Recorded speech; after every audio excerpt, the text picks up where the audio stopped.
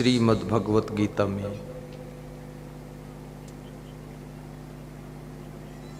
अर्जुन ने भगवान श्री कृष्ण से पूछा है कि हे कृष्ण,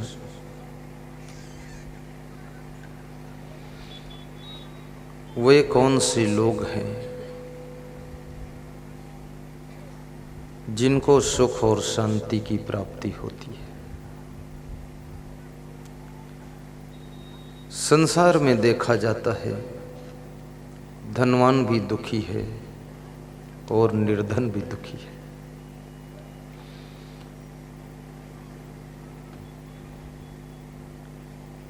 जिनका बहुत बड़ा घर है वो भी दुखी हैं और जिनके घर भी नहीं है वो भी दुखी है।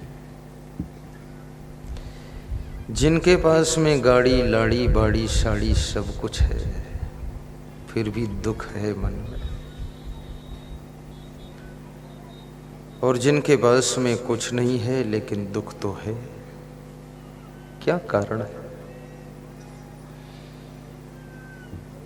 दुख और सुख।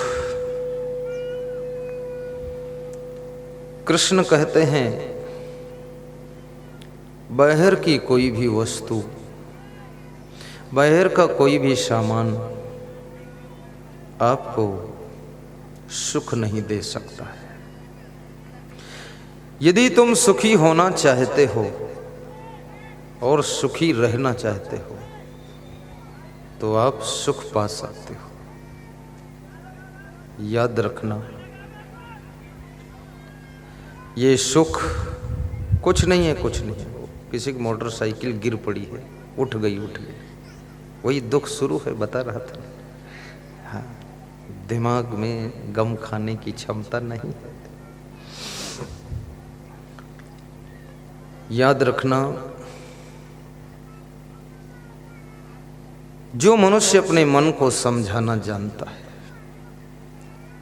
और जो मनुष्य अपने चित्त को संभालना जानता है, जो नारी अपने मन को संतुष्ट करना जानती है, जो पुरुष अपने दिल को तृप्त करना जानता है, जैसी भी परिस्थिति हो, जैसा भी घर हो, जैसा भी परिवार हो और जैसा भी सामान हो, जैसी भी गाड़ी हो लाड़ी हो, उसी में वो सुख को ढूंढ लेता है और उसी में मुस्कुरा कर जिंदगी जीना शुरू कर देता है।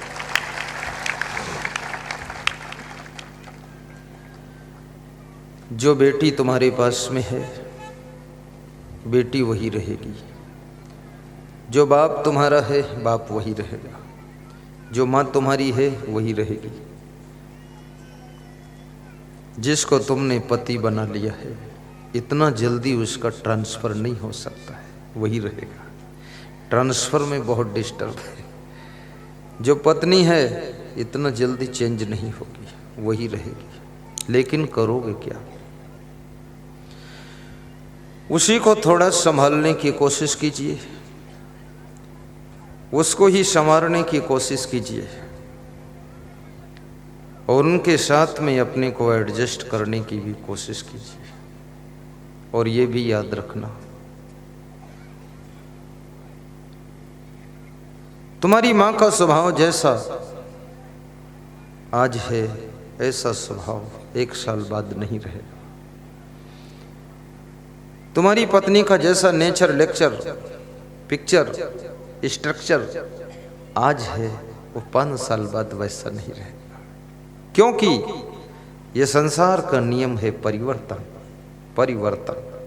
बदलाव। और इस परिवर्तन के चक्र में हम आप सभी हैं। और खुद तुम जैसे आज हो, जिस तरह की सोच आपकी आज है, जिस तरह के विचार आज हैं, इस तरह के विचार आपके कल नहीं रहते हैं। कल विचार बदल जाते हैं। आज जिसके प्रति तुम बहुत प्रेम करते हो कल उसके लिए तुम बहुत नाराज भी हो जाते हो, और कल जिनके लिए नाराज होते हो 1 महीने बाद बहुत ज्यादा खुश भी हो जाते हो। इंसान हर रोज बदलता है, हर घंटे में बदलता है, और बदलाव ही इस संसार का नियम है।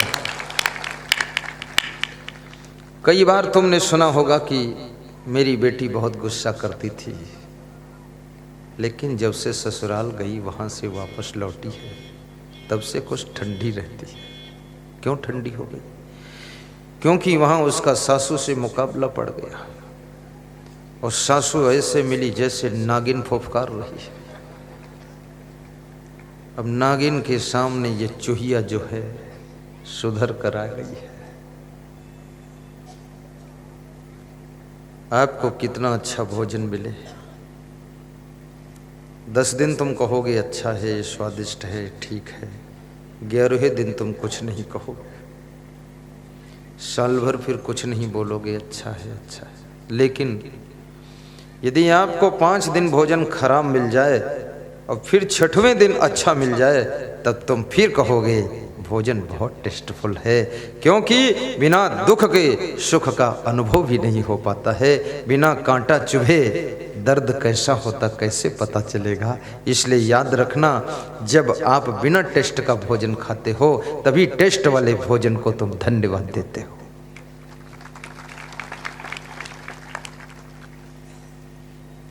कृष्ण से अर्जुन पूछ रहे हैं कि हे कृष्ण, सुख कैसे प्राप्त होता है? सभी ध्यान से सुनना। आज तक किसी ने यह प्रश्न नहीं पूछा कि दुख कैसे प्राप्त होता है। मेरे से भी कोई नहीं पूछा, अर्जुन ने भी कृष्ण से नहीं पूछा, और कोई ये पूछता ही नहीं कि दुख कैसे प्राप्त होता है। क्यों नहीं पूछते लोग? पूछना चाहिए ना कि दुख कैसे प्राप्त होता है। नहीं पूछेंगे लोग। क्यों नहीं पूछेंगे? क्योंकि लोगों को प्राप्त हो चुका है, इसलिए पूछने की जरूरत नहीं। दुख तो पहले से प्राप्त है। कोई नहीं पूछता गरीबी कैसे आएगी, सब पूछते हैं हम धनवान कैसे बनेंगे, क्योंकि गरीबी तो पहले से ही है। ऐसा आई है गरीबी, जा ही नहीं रही है। दुख भी इतना हो चुका है कि वो विदा ही नहीं हो रहा है। इसलिए हम कभी नहीं पूछते कि दुख कैसे मिलेगा। और जब तक इस जानकारी को तुम प्राप्त नहीं करोगे कि दुख कैसे मिलता है, दुख कैसे होता है, दुख कैसे आता है, दुख क्यों होता है, दुख का कारण क्या है, दुख कहाँ से आ जाता है, दुख क्यों आ जाता है, दुख कौन देता है, जब तक ये आपको पता नहीं चलेगा तब तक आपकी जिंदगी में दुख का आना बंद नहीं होगा। कितना सुख के लिए प्रयास करो, लेकिन आपके जिंदगी में दुख का आना बंद नहीं होगा। फिर तो ऐसे होगा, कीचड़ लगाते रहोगे, दूसरी तरफ पानी से धोते रहोगे, लेकिन ये पता लगाओ ये हमारे कपड़ों में कीचड़ लगता कहाँ से है। जहाँ से लगता है वहीं से सावधानी बरत लीजिए, तो कीचड़ लगे ही ना तो धोने की जरूरत ही नहीं है, दुख पैदा ही ना हो तो सुख की जरूरत ही नहीं है। ये भी बात मैंने आज ही सोचा है। मैं भी बहुत दिनों से प्रवचन करता हूं पर ये शायद खोसियालेश्वर महादेव की कृपा है जो सोचा हूं। कालू बाबा हमारे पड़ोस बैठे हैं फोटो में, वो कालू बाबा है ना कि शिव बाबा है? खोसियालेश्वर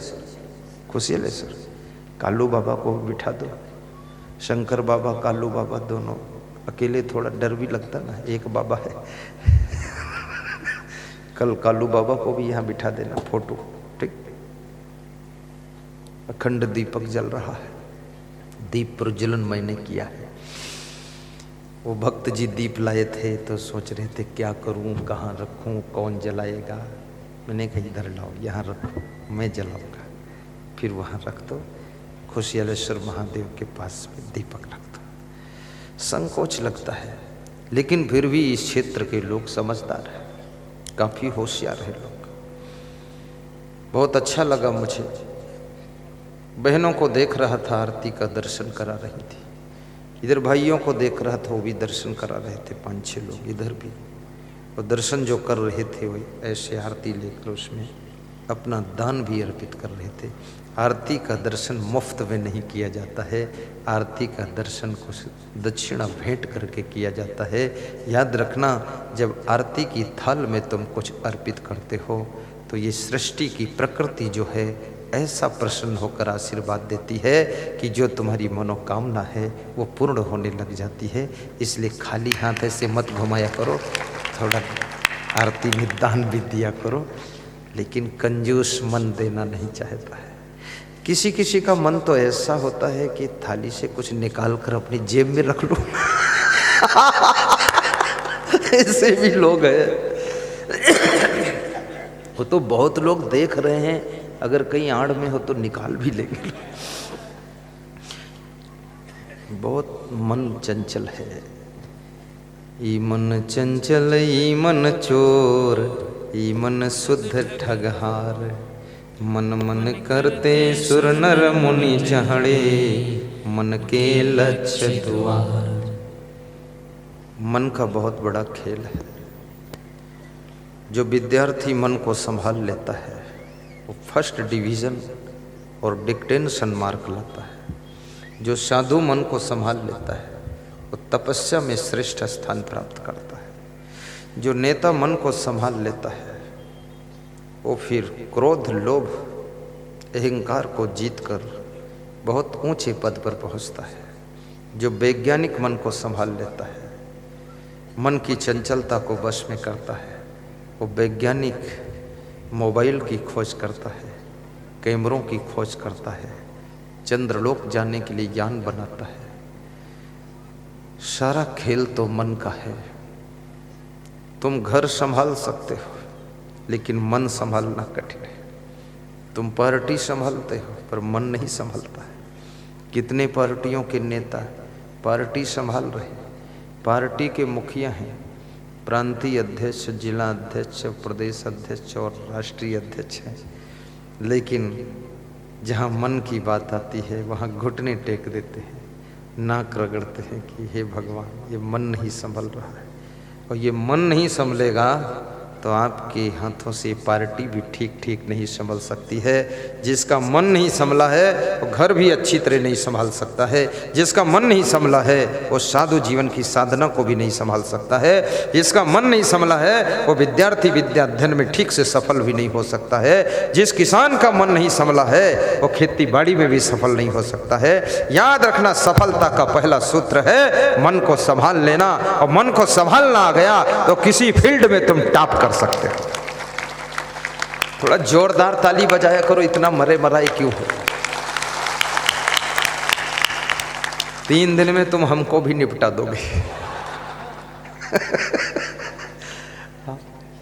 हंसना भी चाहिए, हंसना भी चाहिए, ताली भी बजाना चाहिए। हमारा सत्संग रोने वाला नहीं होता है, क्योंकि देखो रोने में हमको शर्म भी लगती है। और रोने धोने से हम इसलिए नहीं करते हैं क्योंकि घर में भी तुम रोते हो, खेत में रोते हो, दुकान में रोते हो, पैदा होते हो तब रोते हो, ससुराल में रोते हो, पत्नी रुलाती तब रोते हो।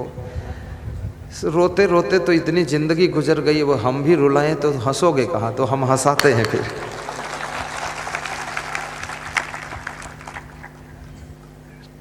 ये ठीक है शैली की नहीं ठीक है। हाँ, अब हम भी रोना धोना शुरू करें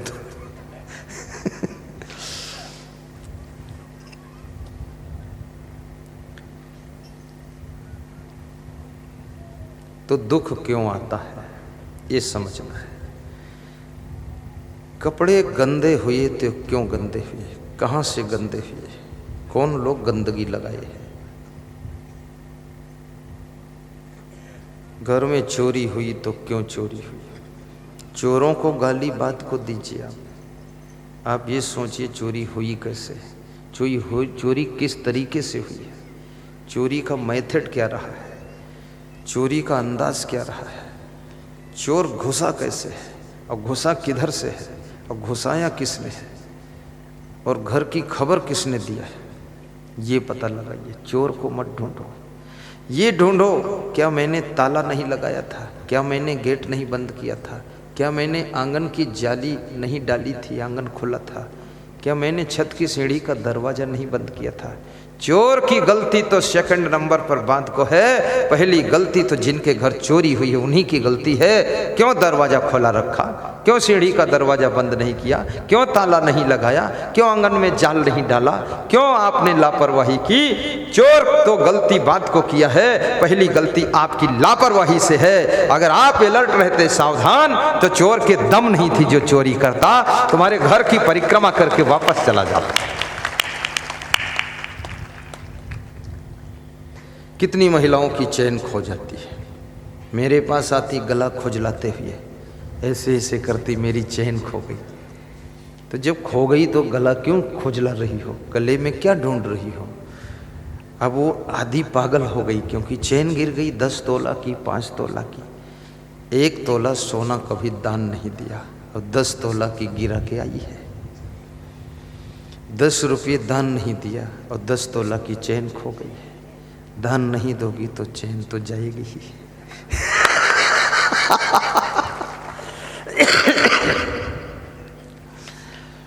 मैं तो कहूँगा पहली बात, जो बुद्धिमान महिला है वो चैन पहन करके, गले में हार पहनकर सत्संग में नहीं आएगी, क्योंकि गुरु जी को क्या दिखाना है चैन और हार। गुरु जी न चैन देखते, न हार देखते, न साड़ी देखते, न बाल देखते, न गाल देखते, और न किसी का मुंह देखते हैं, न टांग देखते हैं। तो क्या देखते गुरु जी? गुरु जी केवल आपका प्रेम और आपकी श्रद्धा और आपकी भक्ति को देखते हैं, और ये कुछ भी नहीं देखते।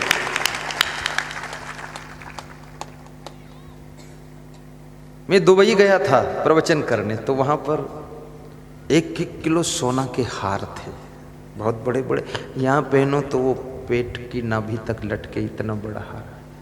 तो मैंने कहा 1-2 ले लेता हूँ। फिर सोचा पहनेगा कौन, पत्नी पतना तो है ही नहीं, किसके लिए लूँ। तो फिर सोचा कितने का है, पूछा कीमत, तो होश उड़ गए। फिर मैं सोचा इतना तो पैसे भी नहीं जो खरीदूँ, तो कम से कम फोटो ले लो इसका। तो मोबाइल में फ़ोटो खींच लिया, बस हो गया। कुछ नहीं है। सोना में सुख होता तो मंदोदरी सुखी हो जाती। सोना में सुख होता तो सोने की लंका में सोने वाला रावण सो नहीं पाया, उसको सुख मिल जाता। सोना में सुख नहीं है। याद रखना, अपनी जिंदगी को सोना जैसे चमकाइए, चरित्र को सोना जैसे चमकाइए, कर्मों को सोना जैसे चमकाइए, तो आपकी जिंदगी में सुख बरसेगा। ये सोना चांदी में सुख नहीं है, लेकिन पहनना चाहिए। क्यों पहनना चाहिए? क्योंकि सुनारों का धंधा बंद हो जाएगा, तो वे क्या करेंगे बेचारे। पहनने के लिए मैं मना नहीं करता हूँ, पहनो, लेकिन सत्संग में आओ या भीड़ भाड़ में जाओ तो घर में धर के आओ, यहाँ पहन के मत आओ।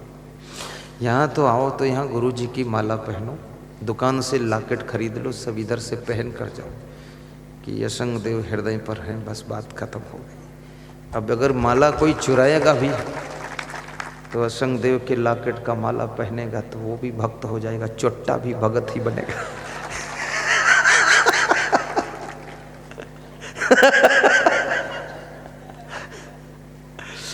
कई लोग तो भगवान को भी चुरा ले जाते हैं। ये हिंदुस्तान में बड़े विचित्र लोग हैं। कितने मंदिरों के भगवान चोरी में चले गए, कितने मंदिरों के घंटा चोरी में चले गए। हिंदुस्तान जैसा चट्टा देश तो मैंने नहीं देखा, बहुत है। यहाँ तो पुराने चप्पल भी चुरा लेते लोग, सेकेंड हैंड चप्पल ले जाते।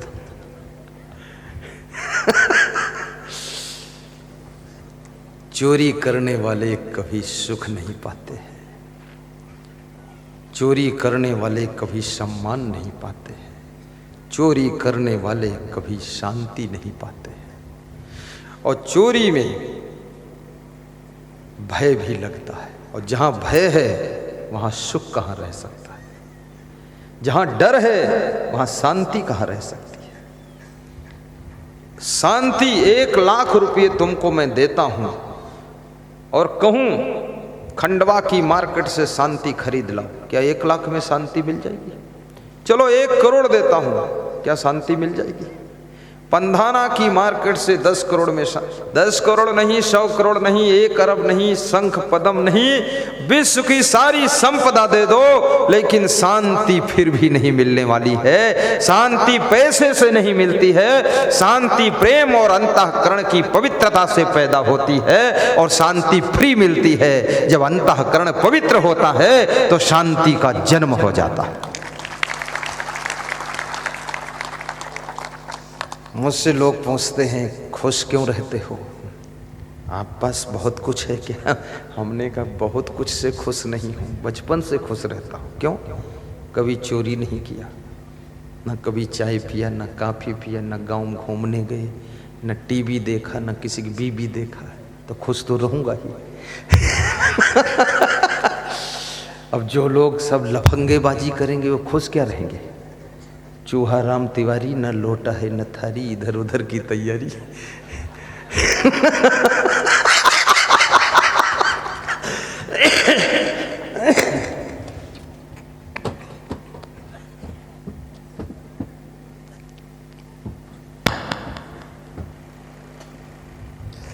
बहुत बड़ी बात है।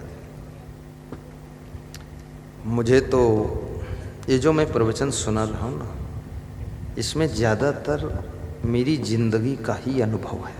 मैं बहुत सोचता हूँ मनुष्य के बारे में, दुख सुख के बारे में बहुत विचार करता हूँ कि इतना लोग दुखी क्यों होता है। आपके अंदर अगर एक भी गलती है, आप खुश नहीं रह सकोगे, और गलतियों से तुम मुक्त हो गए हो तो आप फिर प्रसन्न रहोगे। पैदल चलो तो खुश रहोगे, गाड़ी में चलो तो खुश रहोगे, एरोप्लेन में उड़ो तो खुश रहोगे। और खुशियों को देने वाला कौन है? पहला दिन है, यही बता देता हूँ। आपके जो गुण हैं, आपके जो गुण हैं वे आपको खुशी देते हैं, और जो आपके अवगुण हैं वे आपकी खुशी को छीन लेते हैं। आपके पास ही में ही खुशी और नाखुशी, दुखी और सुखी होने की चाबी है। जब अपने मन की चाबी को अवगुणों की तरफ घुमा देते हो तो दुख शुरू होता है, और मन की चाबी को जब तुम गुणों की तरफ घुमा देते हो तो सुख शुरू हो जाता है। दुख सुख के मालिक तुम हो, कमांडर तुम हो, लेकिन तुम दुख का कारण बाहर ढूंढते हो, सुख भी बाहर ढूंढते हो। जब तक दुख सुख तुम बाहर ढूंढोगे, देखोगे, तब तक ना तुम सुखी हो पाओगे, ना प्रसन्न हो पाओगे। दुख का कारण भी तुम्हारे अंदर है, सुख का कारण भी तुम्हारे अंदर है। तुम जितना चाहो उतना सुखी हो सकते हो, और जितना चाहो उतना दुखी हो सकते हो। घर में सभी दुखी हो फिर भी तुम सुखी हो सकते हो। ये चाबी तुम्हारे पास में है। अपने आप को संतुष्ट करना सीखो, अपने आप को निर्मल बनाना सीखो, तो जो छोटा सा घर है उसमें बड़ा सा सुख मिलेगा। अगर अपने आप को तुम शुद्ध नहीं कर सके तो बड़े से घर में उससे भी बड़ा दुख मिलेगा। इसलिए मैं कहूंगा स्वयं को पवित्र कीजिए, फिर देखिए सुख की धारा बहेगी। मिलता है सच्चा सुख केवल गुरुदेव तुम्हारे चरणों में। मिलता है सच्चा सुख केवल गुरुदेव तुम्हारे चरणों में। बस प्रेम मेरा भरपूर रहे, बस प्रेम मेरा भरपूर रहे, बस प्रेम मेरा भरपूर रहे। सबके लिए प्रेम रहे, मेरा पशुओं के लिए भी, पंछियों के लिए भी, परिवार के लिए भी, देश के लिए भी। तुम्हारे चरणों में गुरुदेव तुम्हारे चरणों में, हे संत तुम्हारे चरणों में। बस एकदम ब्रेक लगा दो। गाना वाना नहीं है, गाना तो बहाना है, सुनाना है प्रवचन। गाना वाना तो घर पे भी सुन लोगे, यहाँ जो हमें सुनाना है। बस प्रेम मेरा भरपूर रहे। आप जब अपनी धर्म पत्नी से प्रेम करते हो, जब तुम्हारी पत्नी तुमसे प्रेम करती है, जब तुम अपने माँ बाप से प्रेम करते हो, माँ बाप जब अपने बेटा बेटी से प्रेम से बात करते हैं, और जब प्रेम से तुम अपने परिवार में रहते हो, जब देश से प्रेम करते हो, देश से प्रेम करोगे तो देश हित में कोई कार्य होगा तो तुम उसमें सहयोग करोगे। अगर देश से प्रेम नहीं है तो देश के कल्याण वाले कार्यों में भी तुम बाधक बनोगे। याद रखना, अभी जैसे मैं देखता हूँ, यहाँ राजनीति की बात नहीं है, न पार्टी की बात है। हमारा अर्थ ये है, कोई भी पार्टी हो, कोई भी नेता हो, लेकिन देश हित में काम करे तो व्यास गादी उसको धन्यवाद भी देती है, आशीर्वाद भी देती है।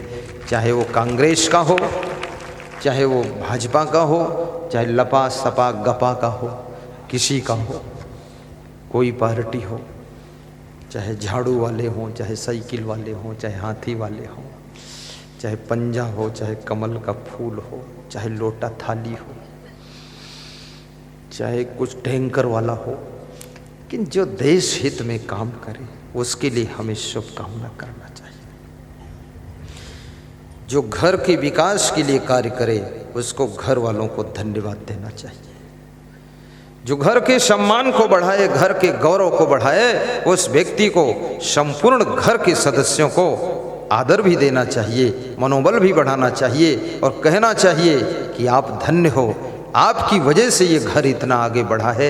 याद रखना, काम तो बहुत लोग करते हैं, लेकिन घर की उन्नति हो या आश्रम की उन्नति हो या कि समाज की उन्नति हो, देश में कोई डिसीजन हो, कुछ लोग उसमें मास्टर माइंड के होते हैं। 2-4% उनके कारण जो है घर डेवलपमेंट करता है, आश्रम डेवलपमेंट करता है। मेहनत करना तो एक बात है, लेकिन गलत दिशा में मेहनत करने से भी रिजल्ट कोई आने वाला नहीं है। सही डिसीजन लेकर के सही पॉइंट पर जब मेहनत की जाती है तभी सही रिजल्ट आता है। इसलिए मास्टर माइंड को धन्यवाद देना चाहिए और कहना चाहिए कि मैं भले ही आपको नहीं मानता हूँ, लेकिन आपके कार्य ऐसे हैं कि आपको धन्यवाद देता हूँ। आज हमारे देश में राम मंदिर जो बनने का निर्णय हुआ, मैं भी उसके लिए खुश हूं। तुम लोग खुश हो कि नहीं खुश हो? यह पार्टी लेवल की बात नहीं है, यहां सभी पार्टी के हमारे भक्त हैं। हम किसी पार्टी के नहीं हैं, न हम कमलनाथ के हैं, न हम शिवराज के हैं। हम तो राम राज के हैं। राम राज होना चाहिए। यहाँ तो बस राम भगवान का मंदिर बन गया। ये हिंदुओं का सम्मान है, हिंदुस्तान की शान है और संत महात्माओं की खुशी है। और हिंदुस्तान की धरती पर रहने वाले हिंदू, मुस्लिम, सिख, ईसाई, जैन, यहूदी, पारसी की सुरक्षा का कवच कुंडल है जो कि राम मंदिर के निर्माण का फैसला आया। अन्यथा राम मंदिर के नाम पर न जाने कितने हिंदू मारे गए, न जाने कितने मुस्लिम मारे गए, न जाने कितना खून खराबा हुआ।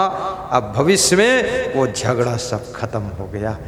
मोदी जी को धन्यवाद, अमित शाह को धन्यवाद। और एक और था, वो कौन, रंजन गोगोई, उसको भी धन्यवाद है। गोगोई साहब, उसका नाम भी बड़ा अजीब है, गोगोई लेकिन हिम्मत करके उसने फैसला कर दिया। और मैं हिंदुओं को भी धन्यवाद देता हूँ, मुसलमानों को भी धन्यवाद देता हूँ। कांग्रेस, भाजपा, सपा, बसपा, लपा और कौन, लोसपा और जपा, तपा, खफा, सबको धन्यवाद है, क्योंकि किसी ने राम मंदिर के फैसले का विरोध नहीं किया। मुस्लिमों ने भी चुपचाप धन्यवाद दिया, सिखों ने धन्यवाद दिया, हिंदुओं ने धन्यवाद दिया और सब देशवासियों ने धन्यवाद दिया, सब पार्टियों ने धन्यवाद दिया। राम मंदिर में कोई किसी को इनकार नहीं था। लेकिन मैं ये सोचता हूँ, जब ये प्रधानमंत्री, ये गृह मंत्री अपने पीरियड में राम मंदिर बनाने का निर्णय ले सकता है, रंजन गोगोई को ताकत दे सकता है, तो इसके पहले बहुत प्रधानमंत्री हुए थे, उन्होंने ये ताकत क्यों नहीं दिया, मंदिर क्यों नहीं बनाया? हो सकता है उनका मंदिर बनाने में रुचि न हो सकता है उनके मन में राम की भक्ति न हो सकता है हिंदुओं से इतना प्रेम न हो, ये भी हो सकता है हिंदुस्तान की शान का उनको पता ही न हो, लेकिन उनको भी अपनी वही शक्ति का प्रयोग करना चाहिए था, तो ये श्रेय पहले वाले प्रधानमंत्रियों को प्राप्त हो जाता, ये मोदी के लिए बचता ही नहीं। जब शक्ति में आओ, पावर में आओ, पद में आओ, तो याद रखना अपनी शक्तियों का पूरा प्रयोग कर देना चाहिए, ताकि जितने होने वाले कार्य हैं उनका श्रेय आपके खाते में जाना चाहिए। यदि आप नहीं करोगे, चूक जाओगे, तो अगला कोई आएगा वो श्रेय को प्राप्त करेगा, उसके लिए छोड़ो ही मत, फट से कर दो। मेरे पास एक छत्तीसगढ़ का नेता है, बोला क्या करूं गुरुदेव, बहुत चुनाव जोखिम का है, हारने की उम्मीद है।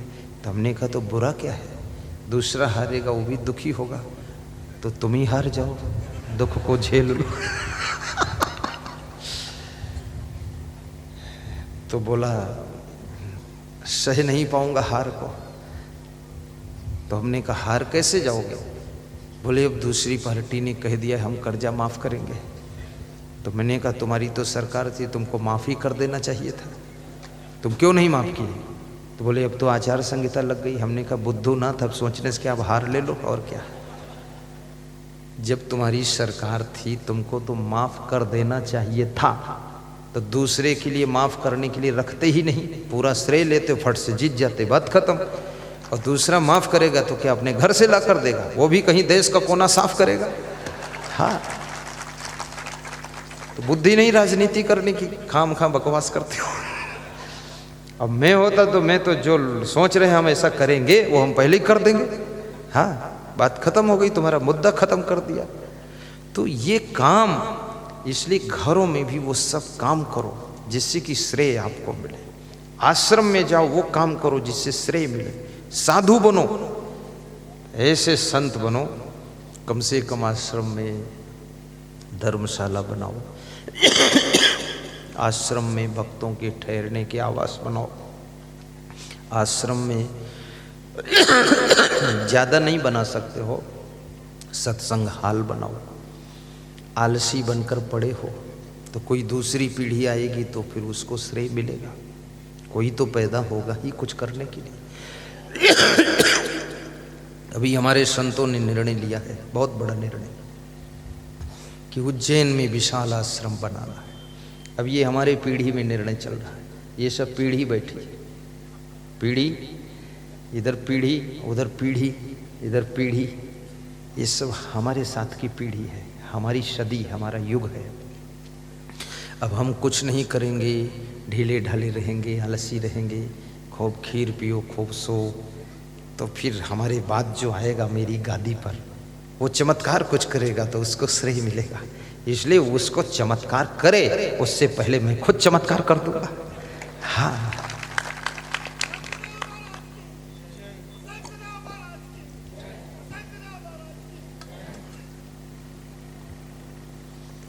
एक राष्ट्र कवि हुआ है, उसका नाम था मैथिली शरण गुप्त। उसने एक कविता लिखी बहुत अच्छी, सभी लोग सुनना ध्यान से। नर हो न निराश करो मन को, दोहराना, तुम भी दोहराना। नर हो न निराश करो मन को, कुछ काम करो, कुछ काम करो, कुछ काम करो, कुछ काम करो, जग में रह कर कुछ नाम करो। क्या बात है, जग में रह कर कुछ नाम करो। कोई भी कार्य तुम करोगे, यदि कुनकुना कार्य करते हो, थोड़ा थोड़ा करते हो, तो उसमें नाम वाम कुछ नहीं होगा, पूरी ताकत झोंक देनी पड़ेगी। मीराबाई ने भक्ति किया तो पूरी ताकत से भक्ति किया, तो मीराबाई का भक्ति के आकाश में नाम छप गया। शिवरी ने गरीबी में झोपड़ी में भक्ति किया लेकिन पूरी ताकत से भक्ति किया, तन मन समर्पित कर दिया, तो सेबरी का नाम भी मीरा से भी और ऊपर अंकित हो गया। भक्ति कर तो इतनी कर कि भक्ति की तू हद कर दे, और मेहनत कर तो इतनी कर कि गरीबी को रद्द कर दे, और सत्संग सुन तो इतना सुन कि यमराज के दरबार में जब पहुंचे तो अपने कर्मों का खाता भी रद्द कर दे, रद्द कर दे। पूरा जुट जाना चाहिए। विद्यार्थियों को भी चाहिए, पढ़ाई कर तो इतनी कर कि डिग्रियों का भी अंत कर दे। सब डिग्री ले लो, टॉप क्लास करो, लेकिन विद्यार्थी के लिए सबसे घातक, जहाँ तक मैंने देखा है, दो चीज़ें हैं। नंबर 1 फैशन और नंबर 2 मोबाइल। मोबाइल अभी 2 के बाद तीसरा विद्यार्थी लेके घातक है व्यसन। व्यसन और बेविचार, ये विद्यार्थी के लिए काल है। फैशन से भी अपने को बचाओ, क्योंकि ज़्यादा शरीर पर ध्यान दोगे तो पढ़ने पर ध्यान कौन देगा। थोड़ा थोड़ा शरीर को ठीक कर लो, ऐसे भी गंदे फंदे मत घूमो, थोड़ा बाल वाल सुधार लो, लेकिन 2-2 घंटे बाल सेट करना, तो फिर घंटे कहाँ बचेंगे पढ़ने के लिए। और फैशन की बहार, बालों पर बहुत ज़्यादा आक्रमण चल रहा है।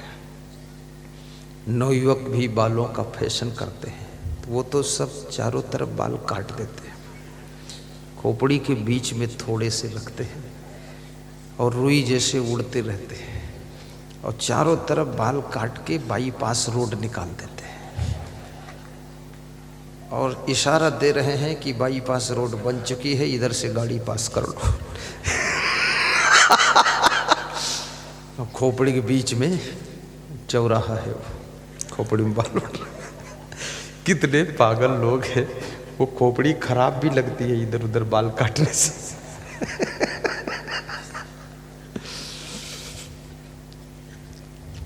अब लड़कियों में, स्त्रियों में भी फैशन आया, तो वो कुछ बाल आगे लटकाती है, और तुम 50 लड़की इकट्ठी करो, 50 प्रकार के बाल की सेटिंग देखोगे। बुद्धिमान तो हैं लड़कियां, बहुत बुद्धिमान है। कोई इधर को लटका रही, कोई उधर लटका रही, कोई यहाँ से काट रही, कोई ऊपर खींच रही, कोई यहाँ डिजाइन बना रही है, कोई बीच में थोड़ा बाल फुला देती है, गुलगुब्बा बना देती है।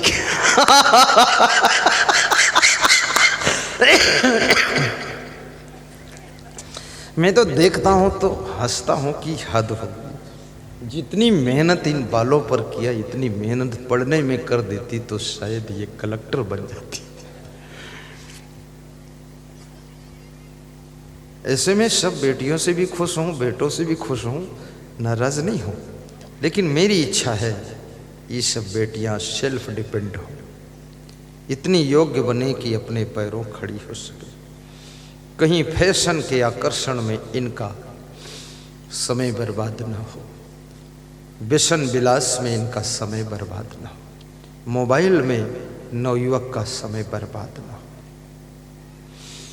अपने जीवन में किसी भी चीज को व्यसन न बनने दो, आवश्यकता भर रखो, बस ठीक है। अभी यूनिवर्सिटी, डिग्री कॉलेज के छात्र नशा में भी डूब रहे हैं। माँ बाप को बेवकूफ़ बनाते हैं, कहते हैं इतनी फीस देनी है, उतनी देनी है, कोचिंग करनी है। माँ बाप को कोच कर, कोचिंग बता कर 10 हज़ार 20 हज़ार मंगा करके, और वहाँ नशा के चक्कर में फंसे हुए हैं।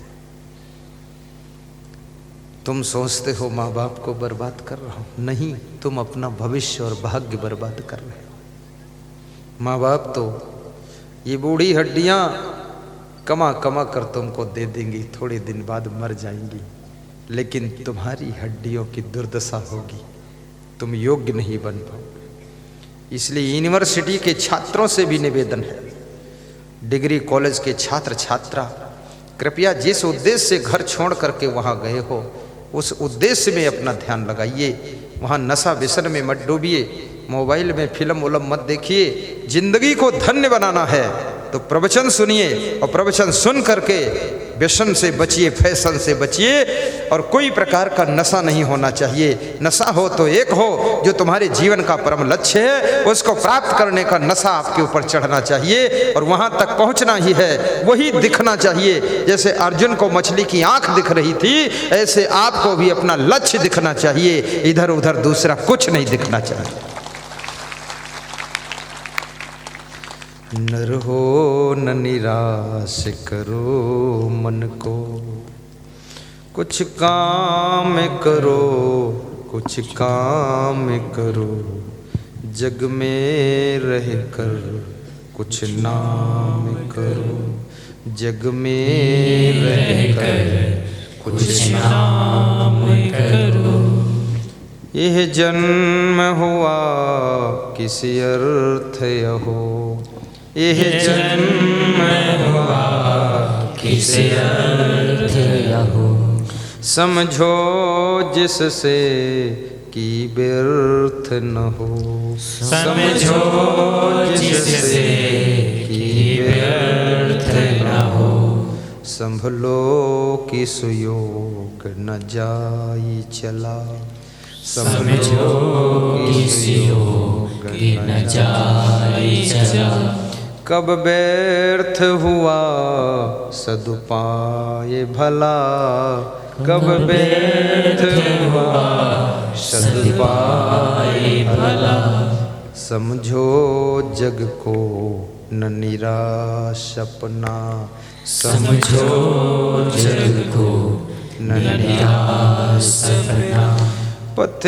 आप प्रशस्त करो अपना, पथ आप प्रशस्त करो अपना, अखिलेश्वर हैं मेरे गुरुवर हैं, अवलंबन को नर हो न निराश करो मन को, नर हो न निराश करो मन को, कुछ काम करो, कुछ काम करो, जग में रह कर कुछ नाम करो।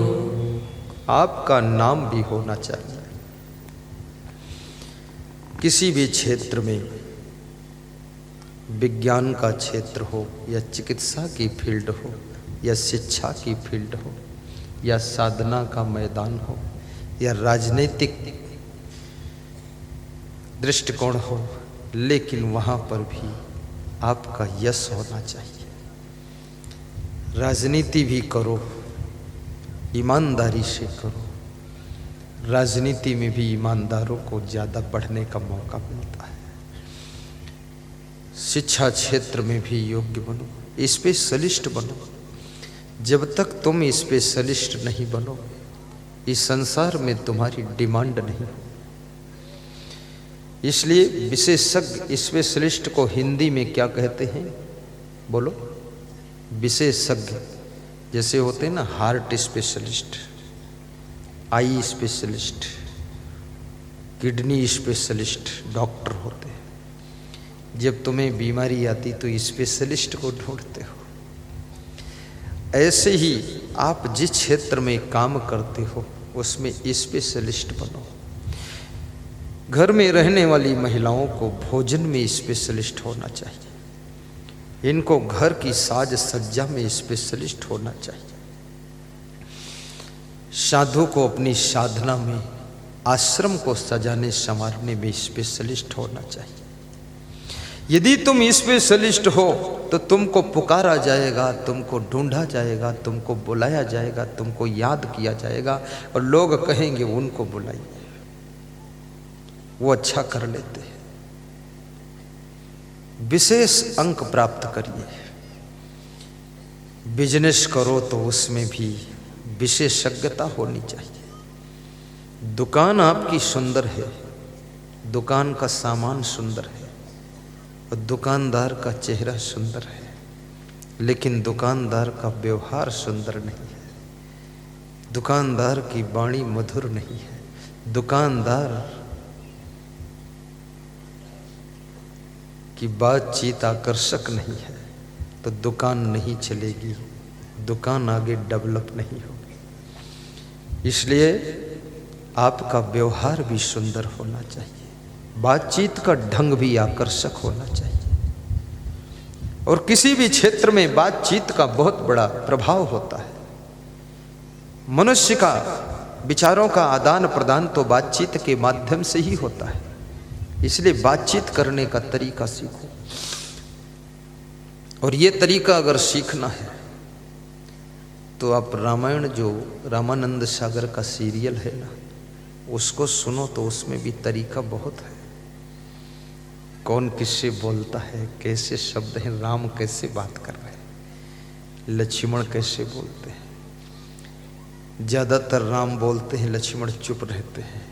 चुप रहना भी सफलता की चाबी है। कहीं कहीं चुप रहना चाहिए। अगर कोई तुमसे अच्छा बोलने वाला है तो वहां चुप रहो, और अगर तुमसे अच्छा कोई बोलने वाला नहीं तो वहां तुम ही बोलो। फिर चुप मत रहो। तुमसे अच्छा कोई कार्य करने वाला है तो उसको चांस दे दो। अगर तुमसे अच्छा कार्य का रिजल्ट कोई नहीं दे सकता तो तुम स्वयं करो फिर उसको। हमारे आश्रम पर जब फोन आता था, आज के 34 साल पहले, उस समय फोन थे, मोबाइल नहीं थे, तो हमारे आश्रम के संचालक साहब मेरे पास आते थे। वो बोलते थे तुम बात करो। तो मैंने कहा आप बड़े हैं, आप करिए। बोले नहीं, हमको बात करना उतना आता नहीं है, तुम अच्छे तरीके से बात करोगे। बात करना भी एक कला है, काम करना भी कला है, भोजन बनाना भी कला है, भोजन परोसना भी कला है, झाड़ू लगाना भी कला है, कपड़ा धोना सुखाना तहा करके रखना भी कला है, घर के सामान को सजा धजा कर रखना वो भी कला है। बहुत सी कलाएं संसार में हैं। गाड़ी चलाना भी कला है, गाड़ी को साफ करना भी कला है, गाड़ी बिगड़ जाए उसको बना देना वो भी कला है। ये माइक चलाना भी कला है। ये जो माइक चला रहे हैं हमारे संत जी बहुत कलाकार हैं। वे कभी आते नहीं, दर्शन नहीं देते, पीछे बैठे रहते हैं गाड़ी के अंदर ही। और इतनी मशीनें लगी हैं, तुम झांक कर देख लेना कभी इच्छा हो आपकी। बड़ा कलाकार व्यक्ति है वो, इधर आता ही नहीं है।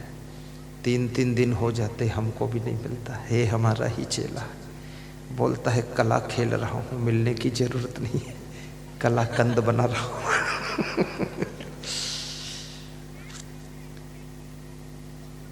और वीडियो चलाना भी कला है, किसी को डपटना भी एक कला है, डिसिप्लिन करना, अनुशासन रखना कला है। कितने लोग ऐसे होते जब वो पहुंचते हैं सब कंट्रोल हो जाता है, कंट्रोल। और कितने लोग उसी में बैठे रहेंगे, खुद ही बेकंट्रोल। अनुशासन भी कला है, साफ सुथरा रहना भी कला है, हंसना भी एक कला है, मुस्कुराना भी कला है। लेकिन किस कला को कहां पर हमको प्रयोग करना है, ये भी सबसे बड़ी कला है। अगर किसी के मृत्यु संस्कार में तुम गए हो, वहां हंस रहे हो, तो ये कला गलत जगह प्रयोग कर रहे हो। अगर किसी के शादी में गए हो, वहां रो रहे हो, तो ये कला गलत। रोना भी कला है, और रोने की कला महिलाओं में सबसे ज्यादा होती है। महिलाओं के पास में एक करुणावान महिलाएं होती है, एक करुणा मूर्ति है, ममता मूर्ति है। ये रोती भी है, हंसती भी ज्यादा है, और मुस्कराती भी ज्यादा है। पुरुषों को हंसना भी मुश्किल, मुस्कराना भी मुश्किल, रोना भी मुश्किल।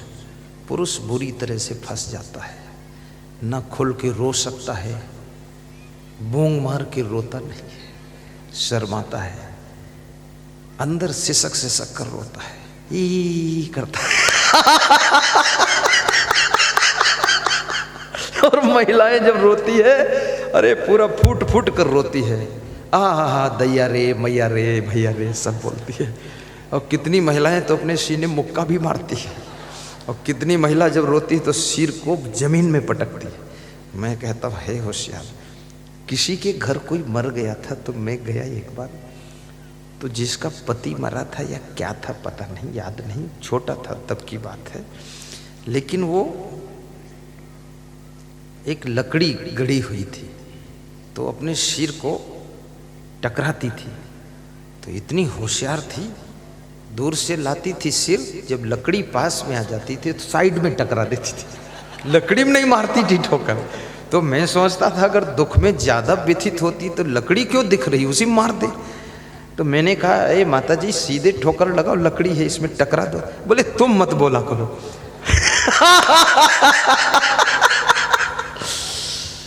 रोना ये भी बहुत बड़ी कला है, हंसना भी कला है, खुश रहना भी कला है, विचित्र विचित्र कार्यों को करना भी कला है, दूसरों को समझाना सबसे बड़ी कला है, और खुद समझ जाना ये उससे बड़ी कला है, और ना समझ को भी समझा देना ये बहुत बड़ी कला है, और सबको समझा करके एक संगठन की डोर में बांधना ये भी बहुत बड़ी कला है, और एक डोर में बांध करके सबसे सही तरीके से काम लेना ये बहुत बड़ी कला है। इस कला को जो सीख जाता है उसे कलाकार कहा जाता है, और जीवन में कभी असफल नहीं होता है। इसलिए आदमी को जोड़ने की कला भी सीखो, और आदमी से काम लेने की कला भी सीखो, आदमी को समझाने की कला भी सीखो।